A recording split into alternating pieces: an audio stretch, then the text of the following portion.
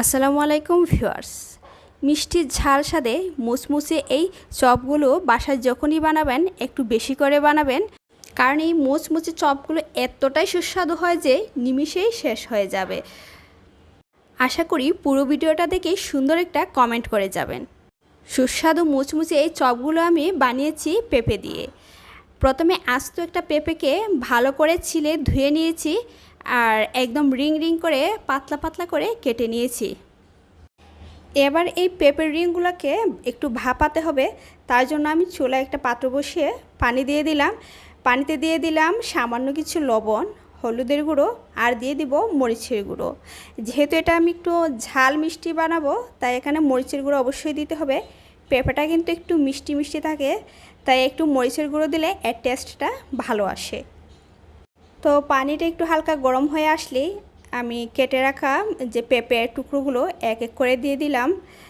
পেঁপেটা ছিলার সময় একটু গাঢ় করে ছিলতে হবে, আর এর ভিতরে যে বিচির অংশটা এগুলো একটু কুচিয়ে কুচিয়ে উঠিয়ে নেবেন। তারপর পানিতে কিছু সময় ভিজিয়ে রাখলে ভালো হয়, তাতে করে এর যে কষটা বের হয় এটা কিন্তু পরিষ্কার হয়ে যায়।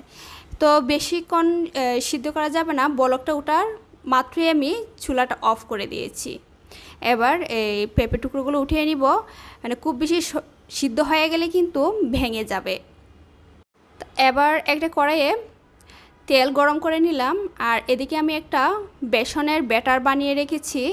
এবার এই বেসনের গুলায় ভাপিয়ে রাখা পেঁপের পিসগুলো দিয়ে গড়িয়ে তেলের মধ্যে দিয়ে দিব। বেসনের গুঁড়ায় আমি অর্ধেকটা বেসনের সাথে অর্ধেকটা চালের গুঁড়ো দিয়েছি। চালের গুঁড়ো দেওয়ার কারণে কিন্তু এটা অনেক মুচমুচে হবে। আর সাথে দিয়েছি হালকা একটু মরিচের গুঁড়ো, হলুদের গুঁড়ো, আদা বাটা, রসুন বাটা, পেঁয়াজ বাটা, সামান্য লবণ।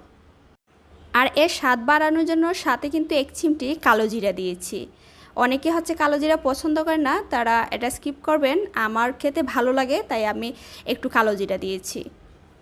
পেঁপের রিংগুলো একদম লো হিটে ভেজে নিব, না হলে কিন্তু ভিতর থেকে পেঁপেটা সিদ্ধ হবে না আর বাইরে থেকে পুড়ে যাবে।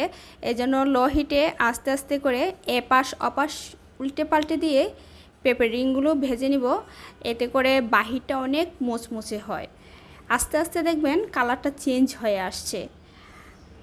একটু সময় নিয়েই ভাজলেই ভালো হয়, এতে করে এর ভিতরে আর বাহিরে সমানভাবেই কুক হয়। বাহিরটা যখন একদম মুচমুচে শক্ত হয়ে যাবে আর কালারটা একদম ব্রাউন হয়ে যাবে, তখন পেঁপের চপগুলো উঠিয়ে নিব। এভাবে এক এক করে সবগুলো চপ বানিয়ে নিলাম। আর এই যে তৈরি হয়ে গেল আমার মুচমুচে পেঁপে নিয়ে।